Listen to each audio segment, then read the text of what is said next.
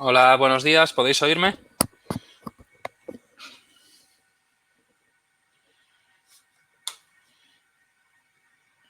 Si podéis oírme, por favor, confirmarlo por el chat y así ya puedo empezar la sesión.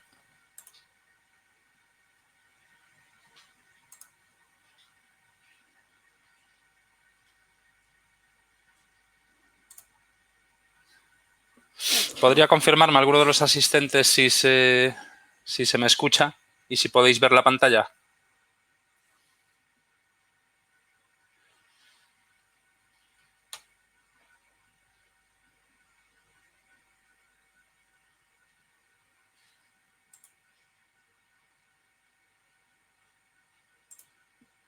Vale, ya me habéis contestado, me decís que sí. Entiendo que sí a las dos cosas, ¿no?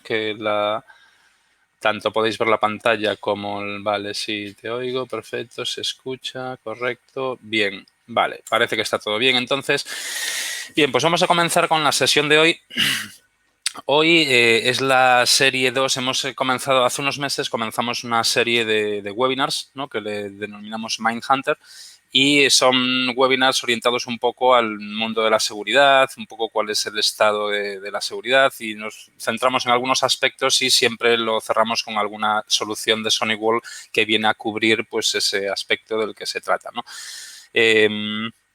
Hoy, en la sesión de hoy, vamos a hablar sobre amenazas desconocidas, ¿no? Y amenazas también avanzadas, persistentes, APTs, y un poco cuál es la estrategia de SoniCwall para lidiar con este tipo de amenazas, ¿no? Entonces, empezamos la sesión con una pregunta que lanzamos, es ¿corro algún riesgo? ¿No? Que es una pregunta que todos nos hacemos en algún momento, todos los que administramos alguna red o algún sistema, pues es una pregunta que nos hemos hecho muchas veces, ¿no? ¿Corro algún riesgo? Bien, la respuesta es que todos corremos riesgos, y especialmente debido a lo desconocido, que es una amenaza que digamos que hasta ahora vivíamos relativamente tranquilos con las soluciones basadas en firmas que detectaban ya amenazas conocidas, pero el ritmo al que se están desarrollando las amenazas y también el grado de sofisticación al que han llegado, pues hace que los sistemas basados en firmas ya no sean suficientes. Entonces, ahora mismo, digamos, el foco está más puesto en las amenazas desconocidas o de día cero que en todo lo conocido, ya que eso es relativamente fácil ya de bloquear. Vamos a ver entonces qué herramientas podemos tener. Entonces, vamos a empezar primero hablando un poco de las conclusiones, ¿no? De cuál es un poco el estado, ¿no? De la seguridad, en qué se ha avanzado pues por la parte digamos, de servicios de seguridad, ¿no? Y también en la parte penal, por ejemplo. Y realmente la situación en el mundo de la seguridad es que hay como una especie de guerra, ¿no? Entre los fabricantes de productos de seguridad y los atacantes. Entonces, siempre los atacantes van un pasito por delante, ¿no? La parte ofensiva siempre va un poquito por delante, la parte defensiva va un poco por detrás, siempre intentando anticiparse al siguiente salto, ¿no? Al siguiente paso, ¿no? Entonces, ¿cuáles son los avances en materia de seguridad, ¿no? que hemos hecho? Pues, por un lado, la identificación más rápida de malware nunca visto, ¿no? Es decir, las amenazas de día cero, ¿no? Las que no conocen ni siquiera los fabricantes, pero sí que son conocidas por un pequeño grupo de personas, pues claro, dependiendo del perfil que tengan ese pequeño grupo de personas, pues lo pueden reportar al fabricante de una forma más bien discreta, y le dan un tiempo para que pueda ese fabricante sacar algún parche. Y una vez que ya hay parches, cuando se publica oficialmente en los medios y ya se hace saber a todo el mundo, eso sería la forma, digamos, correcta de hacerlo, ¿no? Pero si la gente que descubre esa vulnerabilidad, en vez de seguir ese camino de reportarlo para que se corrija, pues decide aprovecharse de esa vulnerabilidad y explotarla de alguna manera, pues ahí ya tenemos un problema. Tenemos una amenaza de día cero que los fabricantes no conocen, por lo tanto no hay parche, y tenemos que ver de qué forma podríamos detectar ese tipo de amenazas, ¿no? Entonces, luego hablaremos un poco más de los mecanismos que hemos desarrollado, pero digamos que tenemos métodos para identificarlos de una forma más rápida, ¿no? Malware que nunca se había visto antes, malware de día cero. Se han hecho avances también en la inspección profunda de memoria, ¿no? Los ataques han pasado, antes era más habitual amenazas de tipo fichero, ¿no? Que se almacenaban en disco. A día de hoy son más habituales amenazas de tipo script, que muchas veces no pasan ni por el disco, se ejecutan directamente en memoria y no son más difíciles de detectar para las soluciones de antivirus y antimalware. Ha habido también un impulso de la seguridad sin perímetro. Es decir, hemos visto que ha habido una tendencia. Antes los recursos estaban on-premise, ¿no? Y el perímetro estaba claramente definido. Teníamos un firewall que protegía esos recursos internos, pero desde hace un tiempo ha habido una tendencia a migrar muchas de estas aplicaciones on-premise a migrarlas a la nube, ¿no? Como puede ser el correo electrónico, por ejemplo, el alojamiento de ficheros, servidores de ficheros, ¿no? Ahora se utilizan mucho más aplicaciones como Office 365, Gmail o OneDrive, SharePoint en la nube, Google Drive, ese tipo de aplicaciones, o Dropbox, por ejemplo. Entonces, hemos desarrollado también soluciones que permiten proteger ese tipo de aplicaciones en la nube que ya no están en el perímetro, ¿no? Que ya no se pueden proteger siguiendo el método tradicional de firewall perimetral. Entonces, por ahí ha habido avances también. Ha habido una reducción del phishing por tercer año consecutivo.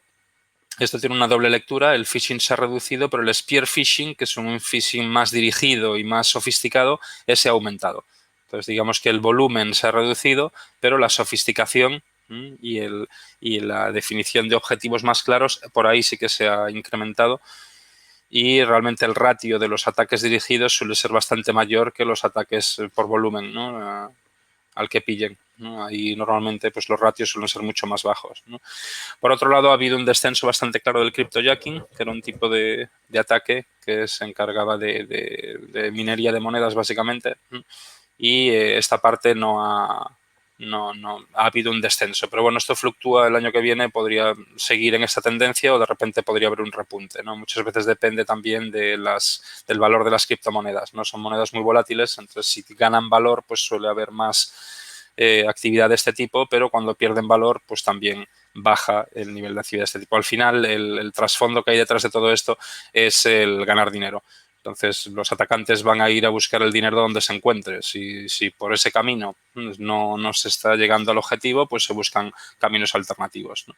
Entonces, esto es en cuanto a la materia de seguridad. En cuanto a materia penal, pues el ransomware se centra en gobiernos estatales, provinciales y locales. Es lo que hemos visto, el objetivo principal es ahí.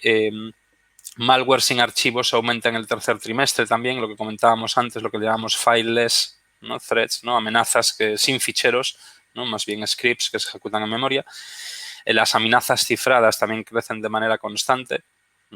Es decir, cuando una amenaza, aunque sea una amenaza conocida, ¿no? Ya no hablaríamos de aquí de día cero, aunque sea una amenaza conocida, si se envía por canales cifrados, pues claro, todos los dispositivos intermedios que van a procesar ese tráfico cifrado no lo van a poder detectar. Solo el endpoint final, ¿no? Los dos extremos de esas comunicaciones son los que van a poder interpretar bien esa información. Como no estén bien protegidos esos endpoints, esos extremos de las comunicaciones, pues también podríamos tener un problema de seguridad por ahí. Un aumento del volumen de ataques al Internet de las cosas, a dispositivos IoT. Eso es otra tendencia también que vemos que va al alza, ¿no? De que a medida que cada vez hay más dispositivos IoT, cámaras, ¿no? Todo tipo de relojes, de todo, ¿no? Despertadores, y en el futuro iremos viendo cada vez más pues eso, televisiones, neveras, bueno, un montón de dispositivos que ya existen en muchos casos, ¿no? Pero que se van a ir introduciendo más o implantando más en los hogares. Entonces vamos a ir viendo cómo estos dispositivos van a ser atacados en sí mismos, van a ser atacados, pero también se van a utilizar como plataformas para atacar a otros objetivos, ¿no? Es decir, si tengo control de una botnet de millones de dispositivos IoT, puedo lanzar ataques contra cualquier sitio y generar un volumen de tráfico muy elevado que podría llegar a comprometer pues, la estabilidad, ¿no? La accesibilidad de algún sitio de Internet, porque eso, si la botnet es muy grande, pues puede llegar a generar mucho volumen de datos, ¿no? Y también se duplican los ataques a las aplicaciones web, ¿no? Entonces son campos en los que eso en algunos casos aumentan, en otros casos disminuyen, pero bueno, si tenemos un poco si vamos monitorizando un poco estas tendencias, nos va a ayudar también a nosotros como fabricante de software de seguridad el poder pues eso, anticiparnos, ¿no? Y poder desarrollar pues contramedidas frente a esos nuevos ataques o esas nuevas tendencias. Para eso evaluamos todos los años, cada 6 meses hacemos un par de informes al año, el Threat Report, ¿no? Al final de la presentación os mostraré el enlace para poder descargarlo desde allí, y lo que hacemos es analizar pues las tendencias de los últimos 6 meses de de lo que nos han reportado todos nuestros firewalls y todos los sensores que tenemos en Internet, ¿no? Que nos van informando sobre todo lo que se va viendo. Entonces, esta información la utilizamos después para generar unos informes que compartimos de forma gratuita y que pues, sirven para analizar el estado de las cosas. Bien, vamos a hablar un poco ahora sobre algunos de estos ataques sofisticados y veremos que la mayoría de los casos es malware que no está desarrollado por personas individuales concretos, sino por equipos de personas. Y en muchos casos están, digamos, sponsorizados por gobiernos. Hay gobiernos detrás de este tipo de malware. No son personas individuales ni tampoco grupos de hackers aislados o tal. En algunos casos puede ser que sí, pero que vemos que el mayor grado de sofisticación se encuentra en malware desarrollado por ese tipo de organizaciones. Normalmente son los servicios secretos de los países. Y casi todos los países tienen algún servicio secreto y eso. Hay una especie de guerra también ahí de ciberespionaje donde todos los países al final la información es poder. Entonces, si algún gobierno encuentra la forma de espiar las comunicaciones de otros países, sean adversarios o aliados, pues le va a dar un poder adicional porque tiene una mayor información a la hora de tomar decisiones. Entonces, todo eso es una guerra que se lleva estableciendo desde muchísimos años atrás, pero que ahora con el uso de Internet, pues las comunicaciones se han ido desviando cada vez más hacia lo digital, ¿no? Entonces, todo lo que antes se hacía pues, con teléfonos clásicos, por ejemplo, cartas o ese tipo de comunicaciones, a día de hoy ya se hace por correos electrónicos, por llamadas telefónicas, pero que viajan por Internet. Entonces, todo esto ha cambiado. Entonces, digamos que la primera vez que se tuvo constancia un poco de este malware avanzado, estos ataques persistentes, ¿no? APTs se llaman, Advanced Persistent Threats, ¿no? Fue cuando se descubrió Stuxnet, ¿no? Que fue un gusano, ¿no? Que se descubrió en el 2010, pero que se había creado ya en el 2005, ¿no? Llevaba ya 5 años por ahí pululando. Y el objetivo, después de analizarlo bien, se descubrió que era un malware totalmente diferente, que utilizaba técnicas muchísimo más avanzadas de todo lo que se había visto antes y investigando se descubrió que había sido desarrollado por un servicio secreto de un Estado, ¿no? De un gobierno. Y el objetivo era espiar las centrales nucleares de Irán. O sea que al final detrás de todo siempre suele haber un objetivo político en estos casos, ¿no? Cuando hay un gobierno detrás el objetivo suele ser político, no tanto económico. Pero eso, en este caso, pues se vio que había habido varias versiones a lo largo del tiempo. Empezó en el 2005, luego en el 2007 otra versión, 2009, 2010. Ha habido varias versiones. Y lo que llamó también la atención sobre este malware es que utilizaba una serie de vulnerabilidades de día cero que no habían sido reportadas todavía. Algunas sí, ¿no? Pero la gran mayoría no habían sido reportadas todavía. Entonces, bueno, eso dio a entender pues, que era un grupo que tenía acceso a conocimiento de vulnerabilidades que todavía no conocían ni siquiera los fabricantes. Y esta información la habían mantenido, digamos, como en secreto. Entonces, se sospecha que eso, bueno, a día de hoy ya prácticamente se sabe que era un gobierno el que estaba detrás de este tipo de ataques. Pero digamos que el grado de sofisticación que tienen implica un gasto en dinero y en recursos en general que no se lo puede permitir cualquiera, digamos. Entonces, este tipo de malware normalmente suele haber gobiernos detrás porque son los que se pueden permitir ese tipo de inversiones, ¿no? Forma parte de su gasto en estrategia militar y bueno, pues eso les permite el poder llegar a estos niveles de sofisticación, ¿no? Bien, después apareció Snowden, ¿no? Y vino a revelar un montón de información sobre cómo operaba el servicio secreto, en este caso en concreto la NSA, ¿no? Que es el servicio secreto de Estados Unidos, del gobierno americano. Y vino a revelar pues, la existencia de una serie de programas, ¿no? De espionaje.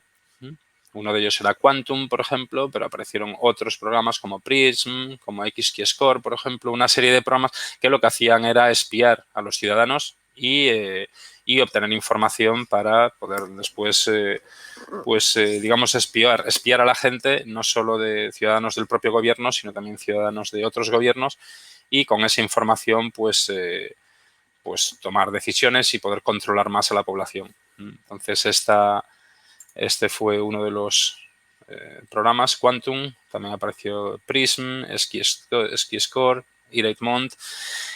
Aparecieron también en esa misma época, pues se descubrieron diferentes malwares como Stuxnet, del que ya hablamos, también Duqu, Flame o Gauss, ¿no? Que utilizaban también técnicas muy avanzadas, ¿no? Y en algunos casos eran partes del código, ¿no? Se habían visto en otras amenazas similares o en información revelada en alguno de estos programas. Entonces, al final, el grupo que había detrás de estos se conoce como Equation Group y se sospecha que tiene vinculación con la NSA. Entonces, es como un grupo de personas con alta cualificación técnica que desarrollan software de espionaje y de control muy sofisticado y que se sospecha que tiene relación con el gobierno americano, ¿no? Con la NSA. En el 2016 apareció otra organización, Shadow Brokers, que decía que le había robado código y aplicaciones a Equation Group. Y en principio intentaron conseguir dinero, que intentaron vender este software, ¿no? Estas aplicaciones en Internet, pero no tuvieron mucho éxito, la verdad, y al final acabaron pues publicándolas todas, ¿no? En varias filtraciones, ¿no? Hubo como 5 filtraciones diferentes, a cada una le fueron poniendo un nombre diferente y fueron progresivamente, ¿no? Cada 3-4 meses por ahí iban publicando un nuevo set de aplicaciones o de vulnerabilidades robadas a Equation Group, ¿no? En una de estas filtraciones se liberó información sobre una vulnerabilidad, ¿no? Que se conoce como Eternal Blue, que dio muchos dolores de cabeza porque sirvió como uno de los exploits principales para WannaCry, ¿no? WannaCry fue un ransomware que salió en los medios de comunicación y lo acaba conociendo muchísima gente, incluso gente que no está metida en el mundillo de la informática o de la seguridad, pues acabó conociendo WannaCry porque salió en telediarios, en concreto aquí en España pues afectó a varias empresas grandes y salió en medios de aquí, de España, ¿no? Además de en otros países, ¿no? Entonces, sí, tristemente se hizo bastante famoso este exploit concreto, Eternal Blue, porque sirvió pues para malware de tipo ransomware como WannaCry. Entonces, hubo esa serie de filtraciones que al final, aunque estén desarrollados por gobiernos, ¿no? Al final toda esta información y todas estas herramientas, ¿no? Se acaban de una forma o de otra, se acaban liberando, se acaban haciendo públicas y a veces acaban en malas manos y lo acaban aprovechando pues abusando un poco también de esto. Realmente la herramienta ya se construyó con ese fin, ¿no? Lo que pasa es que, aquí parece que siempre hay buenos y malos, ¿no? Si lo hacen los gobiernos parece que es diferente a si lo hacen otro tipo de organizaciones, pero en cualquier caso el daño es realmente el mismo, ¿no? Se consigue acceder a información privilegiada y eso, dependiendo de quién accede a esa información, pues nos puede afectar más o menos. También poco después apareció NotPetya, que era otro ransomware también que borraba todo el sector del disco, el MBR, te lo borraba todo y los dejaba completamente inutilizados, ¿no? Estos equipos. Este ransomware también hacía uso de Eternal Blue. Entonces, digamos que a partir de esa filtración que hizo Shadow Brokers, pues hubo muchos otros grupos en Internet que aprovecharon esa información para integrarla dentro de otras versiones de malware y distribuirla, ¿no? Con fines maliciosos. Entonces, este es un ejemplo. Esta foto es una foto real de un supermercado en Ucrania que fue uno de los países más afectados por NotPetya y es una imagen real del daño que puede hacerle a un negocio este tipo de malware, ¿no? Vemos ahí todos estos clientes, probablemente se fueron ese día sin hacer sus compras y el supermercado tendría que cerrar probablemente durante varios días hasta que pudieron restaurar todo el sistema informático y volver a ser operativos. Pero el daño que les hizo esto, pues os podéis imaginar el alcance que tuvo. Aquí hemos comentado mucho sobre, Shadow Brokers, Equation Group, la NSA. Esto no quiere decir que la NSA sea el malo de la película y que sean los únicos que hacen esto. Realmente esto es algo que hacen todos los servicios secretos de todos los países del mundo. Todos, realmente no hay excepción. Lo que pasa es que algunos de ellos tienen más medios y pueden llegar a niveles de sofisticación mayores y otros menos, pero realmente es un objetivo común a todos ellos. Entonces, es eso. Ellos desarrollan herramientas muy sofisticadas y estas herramientas, de una forma o de otra, acaban siendo de dominio público. A partir de ahí, pues los puede utilizar cualquiera. Entonces, hay que estar prevenidos también contra este tipo de amenazas persistentes y tener alguna estrategia frente a ellas, ¿no? Entonces, si vemos un poco la evolución desde el 2016 hasta hoy, por ejemplo, de cómo han ido cambiando los vectores de ataque, en un principio ya por el 2016, digamos que se atacaba mucho lo que son el navegador del usuario, en concreto componentes del navegador. Componentes de Flash, por ejemplo, de Java, ¿no? Eran uno de los objetivos más comunes y realmente había bastantes vulnerabilidades ahí. Entonces, cuando tomaban control del navegador de un usuario, pues a partir de ahí podían ya poco a poco ir tomando un control mayor del dispositivo, incluso desde ahí poder pivotar a otras máquinas de la red y poco a poco ir penetrando, introduciéndose en esa red hasta llegar al objetivo final. Entonces, el tema de los navegadores hizo que, pues eso, muchos fabricantes como Google con el Chrome o Firefox, por ejemplo, o Microsoft con Edge y con Internet Explorer, pues empezasen a desactivar, ¿no?, complementos de este tipo. A desactivarlos. Luego, por otro lado, también apareció HTML5, que también le da más dinamismo al protocolo y permite que no sean tan necesarios, pues, ese tipo de componentes adicionales como Flash o como Java. Pero bueno, realmente eso ha sido un poco la evolución en el 2016, cómo han ido poco a poco pues bloqueando ese tipo de amenazas para hacer estas aplicaciones, los navegadores, hacerlos más seguros. Vimos también cómo a veces los atacantes pueden ser atacados también. Parece ser que hubo un grupo de hackers que estuvieron dentro de la NSA durante hasta 8 años utilizando este tipo de amenazas, ¿no? Amenazas persistentes, ¿no?, avanzadas, APTs. Y muchas veces el objetivo con estas amenazas es que no se dé cuenta el atacante. O sea, pueden estar meses o incluso años, como en este ejemplo, dentro de la red y la víctima, en muchos casos, no se da cuenta. O no se da cuenta pasados un tiempo largo, meses o años incluso. Bien, este mismo año, por ejemplo, se ha publicado también, bueno, van varias ya, pero esta es una de las últimas también, una vulnerabilidad en Windows también muy seria que se le ha reportado en la NSA, se le ha reportado a Microsoft. Es decir, Microsoft no era consciente de esta vulnerabilidad y la NSA pues se la ha reportado. Es decir, que la NSA está analizando y buscando vulnerabilidades en software, en sistemas operativos y en este tipo de software, ¿no?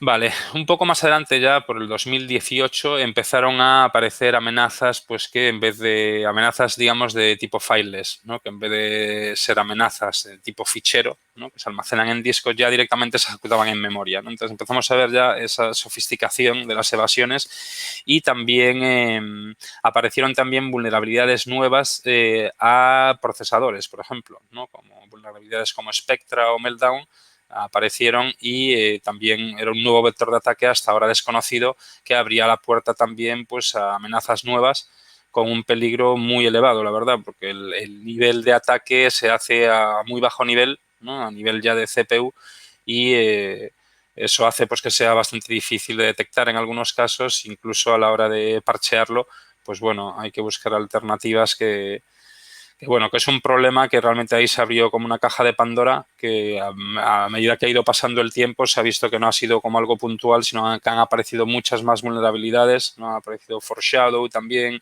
Spoiler, Port Smash, Zombie Load, Riddle, todas un poco en la misma línea, ¿no?, atacando el procesador por diferentes tácticas o métodos, pero todas consiguen un resultado parecido. Entonces, es algo también a tener en cuenta porque hay bastantes probabilidades de que en el futuro sigan apareciendo más vulnerabilidades de este tipo y, como ya digo, el nivel de sofisticación es bastante alto. Entonces, hemos hablado hasta ahora un poco de cuál es la situación, cuál es un poco la problemática a la que nos enfrentamos. Vamos a hablar ahora un poco de las soluciones, ¿no?, cuál es el enfoque correcto que deberíamos darle teniendo en cuenta todo esto, ¿no?, el grado de sofisticación que tienen, la velocidad a la que avanzan este tipo de amenazas, ¿no? Entonces, el enfoque de SonicWall realmente es un enfoque multimotor o multicapa, ¿no? Digamos, siempre lo que intentamos es poner varias capas o barreras que dificulten el éxito de esa bueno, de ese ataque, ¿no? Entonces, por un lado, tenemos servicios basados en firmas, ¿no? Antes, cuando comentaba que no era suficiente, no me refería a que no fuesen útiles, ¿no? Hay que recordar que los sistemas basados en firmas todavía protegen frente al 96-97% de los ataques. Es decir, el porcentaje de éxito que tienen sigue siendo muy alto porque la mayoría de los ataques los paran. ¿Cuál es el problema? Que solo pueden parar lo que es conocido. Lo que es desconocido no lo pueden parar. Entonces, ahí hay que utilizar otros enfoques más avanzados porque lo conocido ya se sabe. Lo que es desconocido, la idea es poder pararlo siendo desconocido, no cuando ya es conocido y ya tengo una firma. Eso, claro, evidentemente sí que lo hará, pero mientras es desconocido y no tengo firma, ¿de qué forma puedo yo bloquearlo dinámicamente, ¿no? Ahí es eso. Nosotros combinamos, por un lado, los servicios basados en firmas nos quitan la mayor parte de estas amenazas y dejarían solo lo que son las amenazas desconocidas, ¿no? Entonces, cuando nos centramos en las amenazas desconocidas, ahí lo que hacemos es, como hacen todo el mundo, utilizar sistemas de sandboxing, ¿no? Es decir, sistemas seguros y controlados, ¿no? Entornos controlados y seguros, donde puedo ejecutar ese fichero o ese ejecutable y ver cómo se comporta. Sería el equivalente a como si tengo un paquete bomba y me meto en una sala, por ejemplo, segura con un robot de estos y el robot se pone a abrir el paquete. Entonces, realmente lo que hago es simular lo mismo que haría el destinatario final, pero lo hago en un entorno controlado, ¿no? y seguro con el objetivo de conocer mejor esa posible amenaza. Entonces, el sandboxing sería el equivalente a eso, a una sala segura donde entra un robot con un paquete bomba. Y ahí el robot se pone a abrirlo de la misma forma que lo abriría un usuario. Si ese componente, si ese es un paquete bomba y explota, vale, era un entorno controlado, no se ha hecho ningún daño. Bueno, a lo mejor se ha roto el robot, le ha pasado algo, pero bueno, suponemos que tenemos más robots, ¿no? Para poder hacer ese tipo de operaciones o análisis muchas veces. Entonces, realmente no habría ningún daño ahí. Lo hemos simulado y hemos visto cómo se comporta y entonces ahora ya podemos tomar una decisión ya para el usuario real, que en este caso sería no entregarle el paquete, ¿no? Pues esto sería lo mismo. Aquí es eso, lo que hacemos es enviar estos ficheros que son sospechosos, enviarlos a un sistema de sandboxing que tenemos en la nube y desde ahí utilizamos múltiples motores diferentes, cada uno con tecnologías diferentes, para analizar ese fichero y determinar si es una amenaza o no lo es. La mayoría de fabricantes utilizan un sistema único de sandboxing, que puede ser un sistema de terceros o puede ser un sistema propietario, pero utilizan solo uno. En nuestra opinión, eso lo que hace es que aumenten las probabilidades de evadir ese sistema de sandboxing, ¿no? Porque al solo haber uno, pues es más fácil de engañarlo que si tengo 4 sistemas diferentes, cada uno con metodologías diferentes. Porque en ese caso, entonces, tengo que engañar a 4 motores, no solo a uno. Si los 4 motores operasen de la misma forma, pues a lo mejor no habría mucho valor en que fuesen 4 o que fuese uno. Pero cuando operan de formas diferentes y a niveles diferentes, ahí ya es mucho más difícil de evadir los 4, ¿no? Entonces, ese es un poco nuestro enfoque, ¿no? Hacer sandboxing, pero hacerlo multimotor. Entonces, esto, siguiendo un poco con esta analogía, sería como lo que vemos en la imagen, ¿no? Como que el que va al médico porque le duele un brazo, por ejemplo, y el médico, pues primero le hará un análisis un poco más, le tocará el brazo, se lo moverá en varias direcciones para ver si le duele, si no, en qué situaciones le duelen, cuáles no. Después hará probablemente una radiografía, ¿no? Después puede que utilice algún sistema para ver ya no la parte dura de huesos, sino la parte más de circulatorio, ¿no? Venas, músculos y eso. Y por último tendríamos un último análisis que sería como si fuese el análisis de ADN.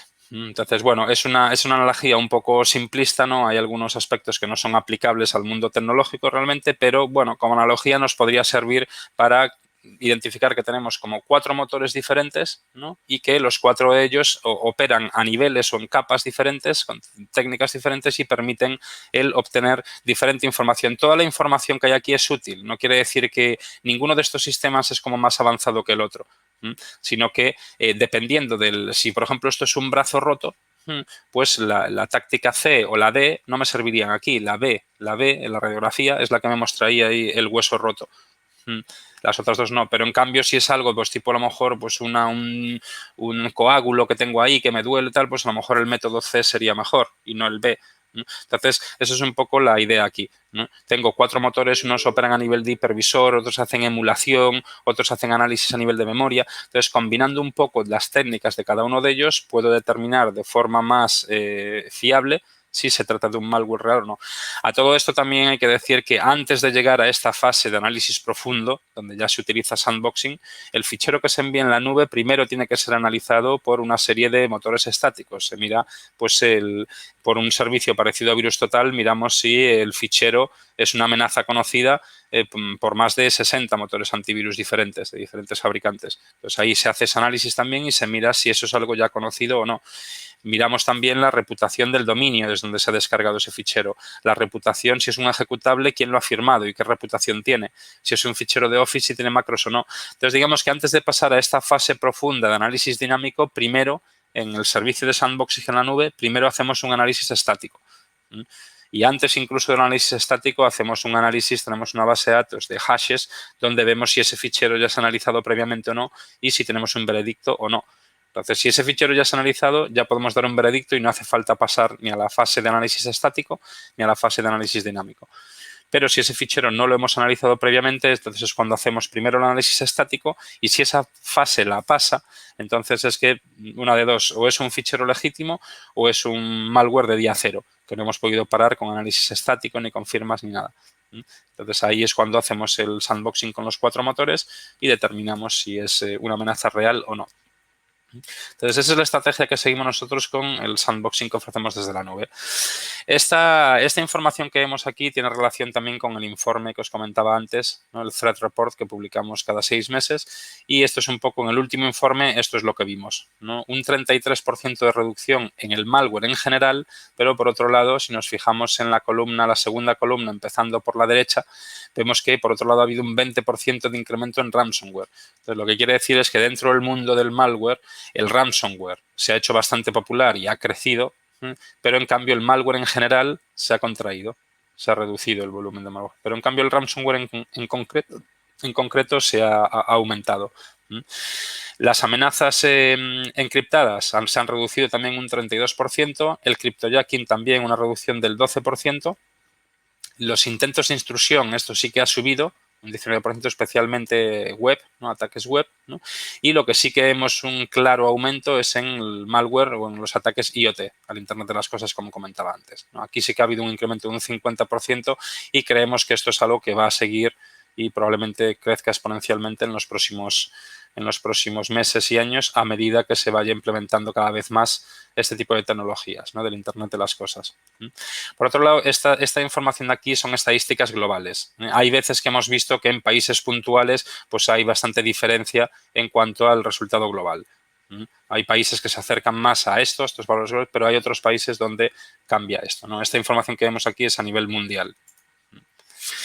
Bien, continuando un poco con el tema de multicapa que comentábamos antes, antes hablaba un poco del multimotor que tenemos en el servicio de sandboxing en la nube.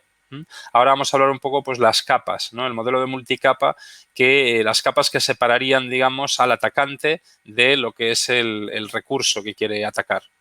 Y cuál es nuestro enfoque un poco a la hora de implementar este modelo basado en capas, ¿no? Entonces, por un lado, cuando un atacante lanza un ataque, digamos, contra algún endpoint o contra un dispositivo, digamos, por un lado está la capa de SPI, de Stateful Packet Inspection, ¿no? La capa de firewall tradicional, donde lo que miro son IPs origen, IPs destinos, puertos, si lo dejo pasar o no, y también se miran algunas otras cosas a ese mismo nivel, ¿no? Capa 3, capa 4, se puede ver también, pues, si se cumplen con algunas normativas, por ejemplo, de TCP, por ejemplo, algunas RFCs, se puede mirar también eso, algún tipo de anomalías o que se esté intentando abusar de algún protocolo, por ejemplo. Entonces, a este nivel también se hacen ese tipo de análisis. También tenemos firmas de IPS, del Intrusion Prevention Service, que permite también detectar ese tipo de abusos, ¿no? Pues si estamos intentando a lo mejor tunelizar algún tráfico a través de otro protocolo, ¿no? Hay ataques que consisten en tunelizar, por ejemplo, sobre tráfico ICMP, tunelizar otro tipo de tráfico, o sobre tráfico DNS. ¿no? En realidad tengo un paquete de cualquier otro tipo, una petición web, por ejemplo, pero la encapsulo en tráfico DNS o en paquetes de ping, de ICMP, y eso puede pasar por el firewall porque para el firewall realmente cuando mira solo cabeceras para el firewall es un paquete de ping, un paquete de DNS. Claro, si le quitamos esas cabeceras, vemos que dentro va otro paquete encapsulado que puede ser de cualquier otro tipo, ¿no? Pero para ahí ya habría que entrar en la capa de aplicación, ya habría que hacer Deep Packet Inspection, ¿no? Análisis profundo de los paquetes. Y ahí entraría, por ejemplo, pues el IPS. El IPS sí que lo haría de esa forma. Entonces, tenemos también a nivel de conexión, tenemos un servicio que es Botnet y GeoIP, ¿no? Tenemos bases de datos de reputación de IPs donde podemos averiguar si una IP, por ejemplo, pertenece a alguna botnet, ¿no? Si es un servidor command and control de alguna botnet, o si queremos hacer bloqueo por país de origen, pues podemos utilizar el módulo de GeoIP también para bloquear IPs de determinados países.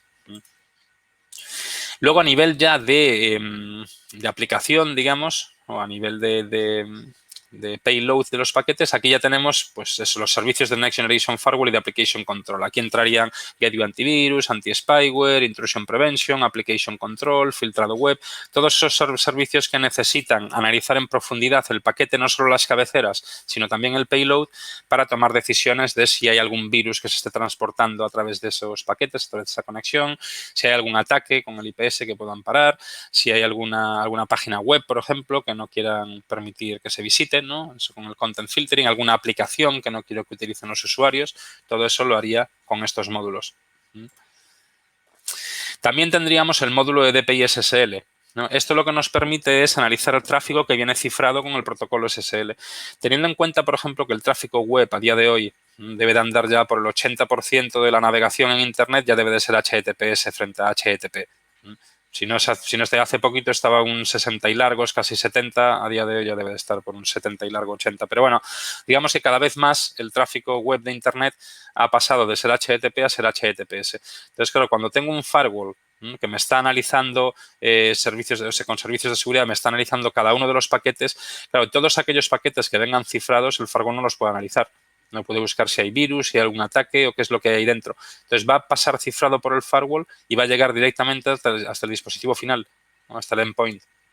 Sí que en el endpoint puedo tener alguna solución de seguridad, de hecho nosotros la tenemos, el Capture Client, que también detecta amenazas a ese nivel.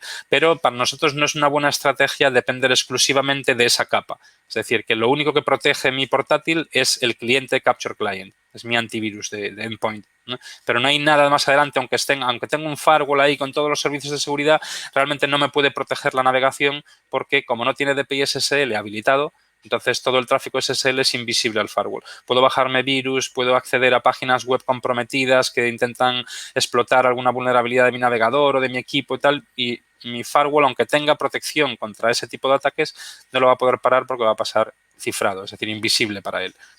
Entonces, para nosotros eso no es una buena estrategia, lo de depender solo de la seguridad que tenga el propio endpoint, y nuestra recomendación es habilitar DPI SSL para que el firewall pueda tener visibilidad sobre ese tráfico cifrado y pueda contrastar todo lo que viaja por esas conexiones cifradas, pueda contrastarla con nuestros servicios de seguridad. El servicio de sandbox de captura TP, que es como le llamamos, es el que hablaba ahora, con los 4 motores independientes, ¿no? Para analizar pues amenazas desconocidas.